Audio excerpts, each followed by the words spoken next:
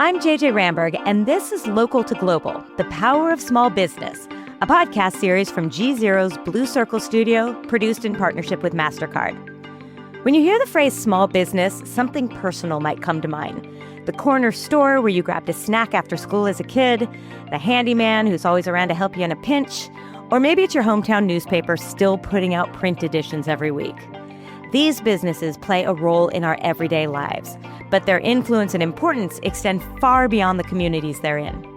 Small and medium-sized enterprises are the hidden engine powering the global economy. They make up 90% of all businesses globally, and they're responsible for nearly 50% of the global GDP. While it's big corporations who get all the headlines, it's small businesses that truly keep economies moving. Throughout this podcast series, we're going to dive into the world of small businesses and explain why they're positioned to play an even bigger role in the future of the global economy.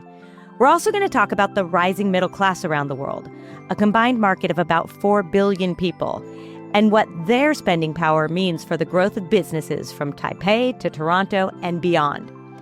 To get started today, we're joined by Shamina Singh, founder and president of the Mastercard Center for Inclusive Growth, and Homi Kharas, senior fellow at the Brookings Institution and the co-founder and chief economist at World Data Lab. Welcome to both of you. Thanks for having us. Thank you, JJ. Good to be here. Shamina, I want to start with you. The impact of small business is not small at all. They make up 90% of businesses globally. They represent 99% of businesses in the U.S. alone. So help set the stage for us. How do small businesses shape economies and provide opportunities? We always say small businesses are the backbone of the economy. What we don't normally say is what small businesses and, what does it mean to be the backbone of the economy? And I think that that's what this session is really about, is digging into why does everybody talk about small businesses? You just said it. They're the job creators. They're the job retainers. They're the capital makers. They're the innovation drivers. They're our local grocery stores and our local fintechs. And so I think it's very hard to imagine commerce. It's very hard to imagine trade. It's very hard to imagine, quite frankly, anything happening in the country and in the world without having small businesses at the core of the conversation. Homi, what's your perspective? And you have a global perspective as well, so tell us about that. I look mostly at developing economies. And I would say in developing economies, in particular, small businesses, one can say they're at the heart of the economy, but actually they're the heart, lungs, brains, and everything else of the economy. Because in developing economies, you really have very few big businesses. So if you're talking about business employment, meaning outside of government, you really are talking about what the rest of the world calls small and medium-sized enterprises. That's where people get jobs. That's where people get their incomes. It's mostly in small stores, retail trade, small manufacturing, transport activities, that kind of thing. But that's really how people bring themselves up. And one of the things that I pay a lot of attention to is the emergence of the middle class in developing countries. And when you talk about the middle class in developing countries, what are you talking about? You're talking about people who are working in small businesses. You recently co-authored a piece in the Harvard Business Review where you shared insights on this population segment in particular. So let's dig deeper into the data and trends you're seeing. Well, one of the things we found is that the world today now has probably more than half of its population in the middle class or richer. That's absolutely extraordinary. It's the first time it's ever happened in history. And what we see is two quite different trends. On the one hand, in emerging market economies, you have a continued, relatively rapid growth of the middle class. Probably something like 110 million people every year joining the middle class. In advanced economies, you see the middle class basically being squeezed, and some people call it being hollowed out. In an economy like the United States, half of that hollowing out of the middle class is actually people going from the middle class to becoming rich. They're really becoming very well off. And half of that hollowing out is people losing their middle class status and really becoming a part of the lower middle class or even vulnerable groups. So it's a bifurcation of the middle class. But that's so different in emerging economies where right now you have these large numbers of people, especially in Asia, who are starting to join the middle class and having very different lifestyles, life opportunities, and life expectations as a result of that.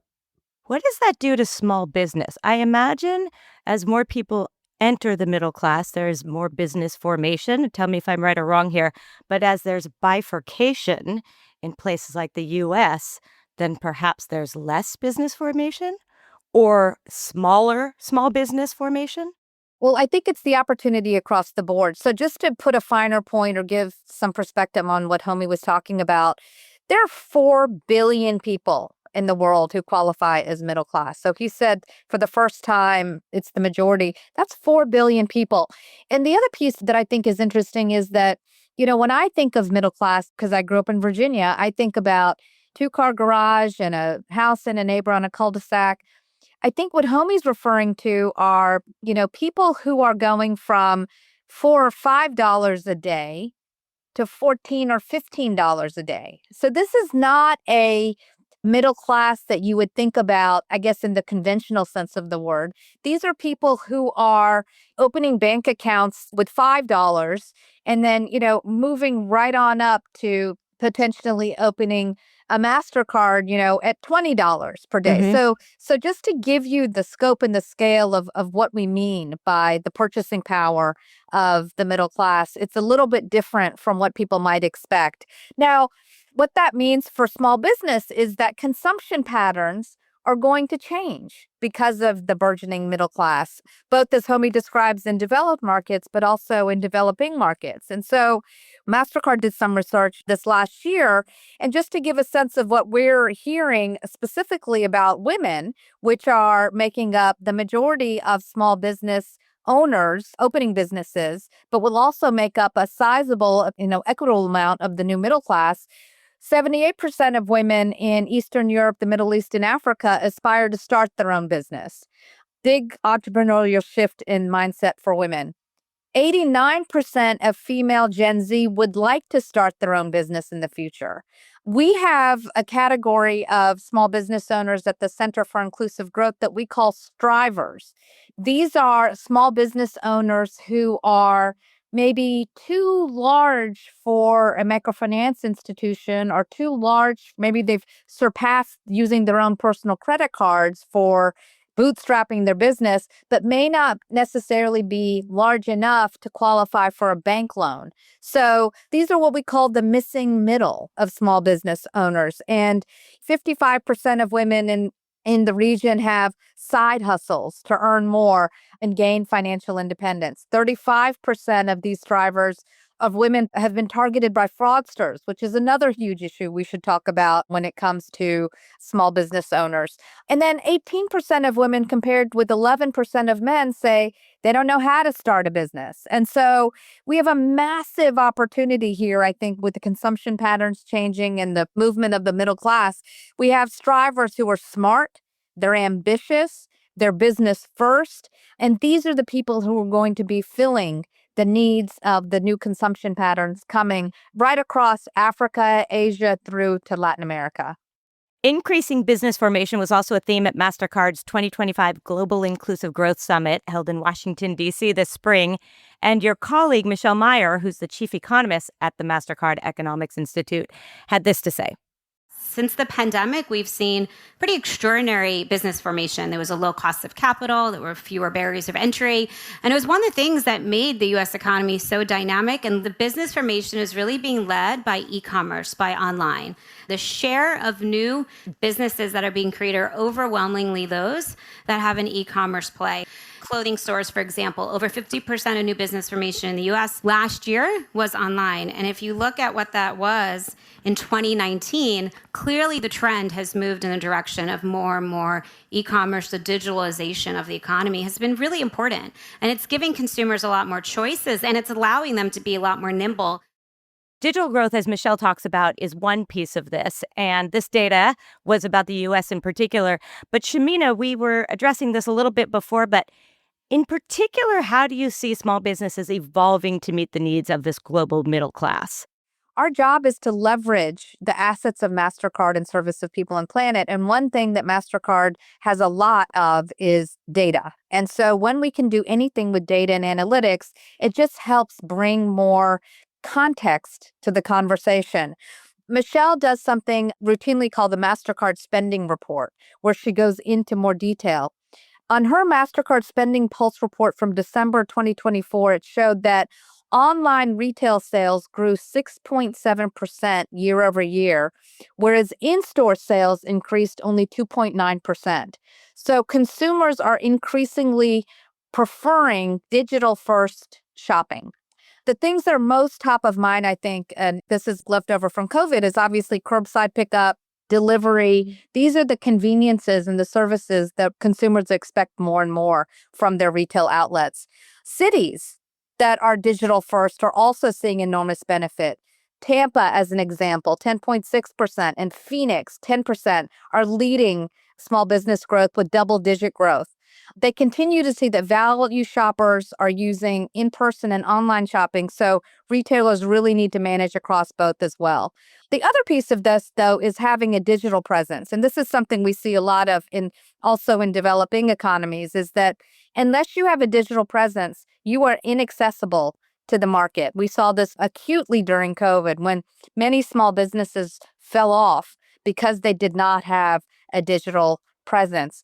What our Strive small business owners tell us and teach us is that, look, learning this new tech can feel hard. It is hard. They may not understand the new tech. They may be fearful about it.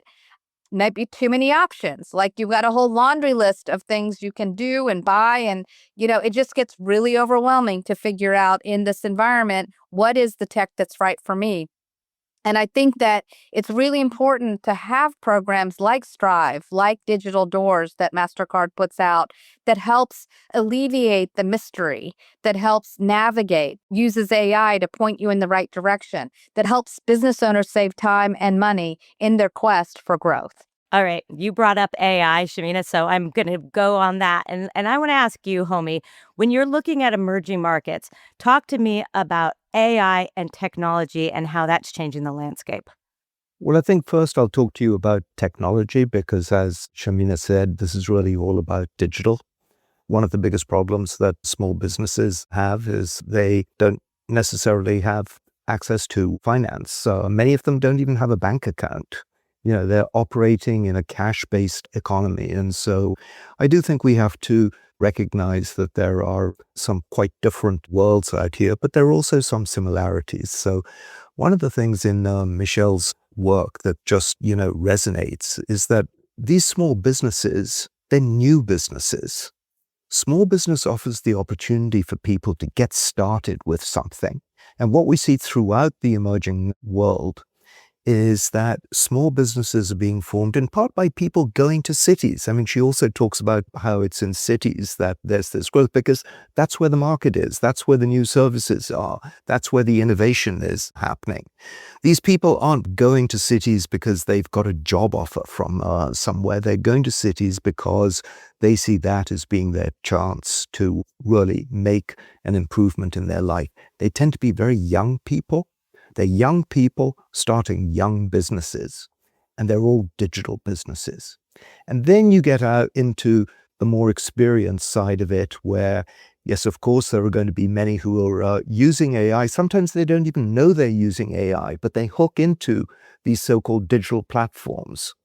Now in Asia, where you've got the most dynamic growth of the middle class anywhere in the world in terms of numbers of people, there are so many people who are using digital platforms. They can be farmers who are connecting directly with their customers on farm-to-market platforms. They don't know they're using AI. They're getting access to finance because of their payments to their suppliers. They don't know that their credit scores are actually being derived by some AI that's happening in the background. So many of these things that used to be happening in an analog framework are now happening digitally and with AI. And these small businesses are really benefiting. And they're benefiting in these two critical ways. One is in accessing finance, and the second is in accessing customers.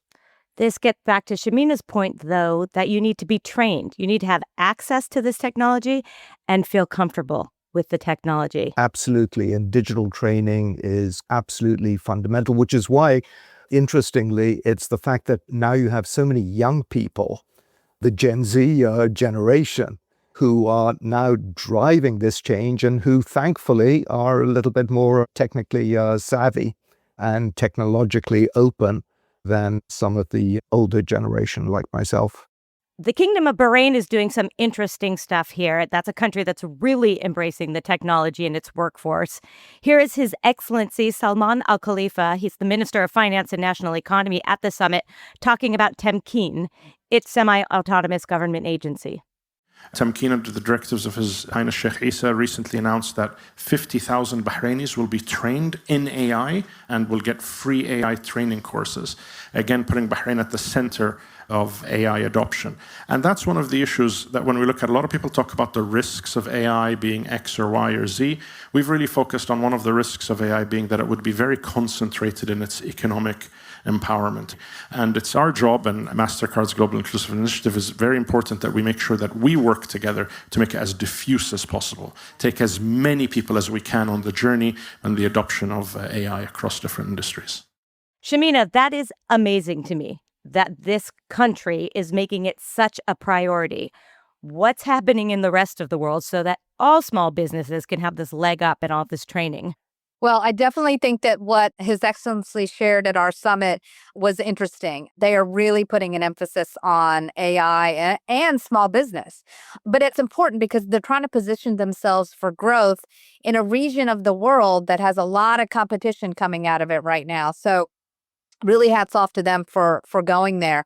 I already mentioned that digital, we've talked about digital being a focus, but I think the piece we really need to talk about is around cybersecurity, cyber threats and cyber attacks. That's really going to make certain that when small businesses are transitioning to this digital work, and frankly, JJ, going even from digital to data-driven, which I think that's what's really around the corner when we talk about AI, we really have to think about cybersecurity. We surveyed 5,000 small and medium-sized business owners across 4 continents. 46% of them have experienced a cyber attack, and nearly 1 in 5 that suffered an attack then filed for bankruptcy or closed their business. It is very tough for a small business to survive a cyber attack. Most of the time, if you're an entrepreneur, you're thinking about keeping your business open and your payroll and things like that. It's usually like cybersecurity is like number 4 or 5 on your list. You think, if you buy some software package that you're protected. The truth is you're not. It has to be number 1 on your list. And we're seeing the data is telling us that if it's not number 1, you go to 0 in terms of surviving it. So really, we have to think about cybersecurity. A couple of things that we've done, again, really thinking about developing markets and on the smaller side of small business, creating toolkits, relatively inexpensive to create, but they're how-tos and what-to-dos when it comes to protecting your business. We have created these toolkits and we've also translated them. So as an example, we translated one of the toolkits into Bahasa, which is the language of Indonesia, because Indonesia has an enormous number of entrepreneurs that are transitioning to the digital economy and really need the cybersecurity toolkit work. We've supported organizations like the Cyber Peace Institute to help build capacity more generally across the nonprofit and the social sector. So really what we're trying to do here is build capacity in private sector and public sector and social sector, but also for small business owners around the threats that have chased us into the digital economy. As technology gets better and faster and AI is more incorporated into running a business, do you see more opportunities for small business going forward or a little bit more of a winner-take-all situation in the future? Oh, definitely more opportunities for small businesses. And it's quite simple. If we think right now about the degree of productivity of small businesses compared to larger businesses, we're talking about gaps of, I think on the average in emerging markets, a McKinsey study suggested that small businesses have productivity level of 29%, talking about 3 times their potential productivity gains. Much of that is just from access to the kinds of tools that Shamina was talking about. And one of the things that these platforms that I was referring to do is they expand their ability to scale. So, we talk about small businesses, but part of the idea of small businesses is that in many economies, and the most dynamic economies, small businesses of today become the large businesses of tomorrow. So scale is super important. They expand their access to finance. And historically, access to finance has always been one of the biggest problems facing small business, and in particular, access to finance at small scale.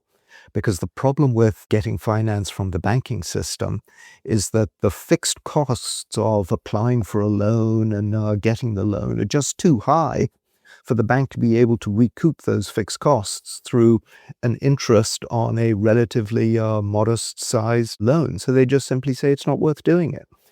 These new technologies basically take care of all of that. And that is going to completely revolutionize and open up this world of small businesses. And, as we've been saying, that's where all the people are. Yeah, that is exciting. The access to finance that new technology is opens up so many doors. Shamina, I want to address one other thing, which is that when you're running a small business, it is often a lonely job. And you feel like you are trying to solve every single problem, put out any fire, and you are in charge and you are alone. But I feel like a lot of the tools that you're putting out there is also creating a community where people can ask each other questions and they're not alone. I think you put your finger right on it, JJ. I mean, if you're a small business owner and you're networking and buying from other small business owners, you're not alone. And so part of what we do as part of our Digital Doors work and our Strive network is connect small businesses to each other. So they are buying, selling, learning, borrowing, growing together. The community piece of this is so, so important. Not simple, but relatively minor interventions can have outsized impact. Like, what if the Strive Network has been asking us for that we've delivered? Helping with pain points like inventory tracking and financial analysis and forecasting, using data to become more competitive, stronger online presence, digital marketing, like we talked about before, protecting against cyber attacks. And we're seeing the results. There's a woman named Thalia Shah who I met who owns something called Sparkle Lighting. So when you talked about, is it winner take all or is it, for everyone?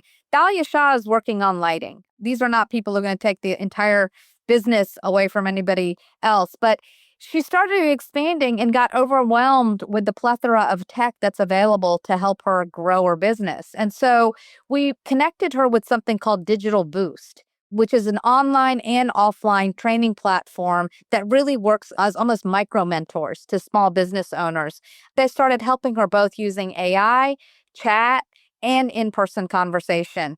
They taught her specifically about digital marketing and search engine optimization and things like that. And since that engagement with the Digital Boost, her business has doubled year over year over year. She's expanded her employee base. And so this was not that she had to do some big overhaul and invest hundreds of thousands of dollars buying a place or, rehauling an entire computer system. These were simple pieces of advice from an organization that's designed to help business owners like her make small interventions, small changes that had outsized impact on the business output.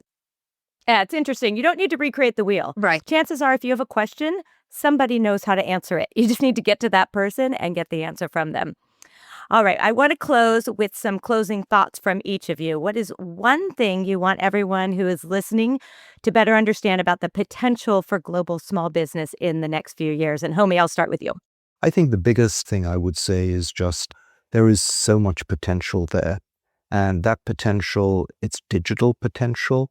It's happening because of people moving to cities, but also to many farm communities. I mean, the ability to, form cooperatives and to essentially participate in the modern economy. And it's small businesses that are going to provide the opportunities for women and for young people. And when we talk about how are people really going to get into the middle class and have a life of opportunity, what we're really talking about is, at one level, we're talking about inclusion. And we're talking about all of the people who never really had that chance. And the best way of getting into the middle class, for example, is by having a two-income family. So how are women going to really earn money? In most countries in the emerging world, they don't have formal employment job opportunities. Their way of earning money is going to be through small businesses. So the ability to have this potential to earn money, and then how that then translates into improvements of the lives of literally millions of people and then their children, is just extraordinary. So I think we're entering into a new age where many of the barriers that had really made small business into a really hard slog, those are being slowly overcome, and instead it's becoming a great opportunity. Well, listen, I'm the daughter of small business owners, so I got big muscles from carrying rugs that my parents were selling in a rug store. So I have a personal connection to the success of entrepreneurs, and I agree with Homi. I think that the technology and the digital and the AI are creating tools that could have helped my parents exponentially. Like, I just think about the stuff that they had to deal with and the tools that we're creating now. And I just can't believe how far it's come. But it only works if they have access to these tools. And so if you're a consumer, purchase from another small business in your neighborhood and work with organizations that support small businesses. If you're a private sector leader, join us in helping small businesses go digital. If you're a small business owner, look for resources. We know that when small business owners win, the world wins. So let's make this happen together. And that is a perfect way to end this conversation. Thank you so much to Shamina Singh, founder and president of Mastercard Center for Inclusive Growth, and Homi Kharas, senior fellow at the Brookings Institution and World Data Lab. Thank you for having us. Thank you. This has been an episode of Local to Global, the power of small business, for GZERO's Blue Circle. I'm JJ Ramberg. We'll be back soon with an episode on the vital role small businesses play in driving sustainable practices. Thanks so much for listening, and have a great day.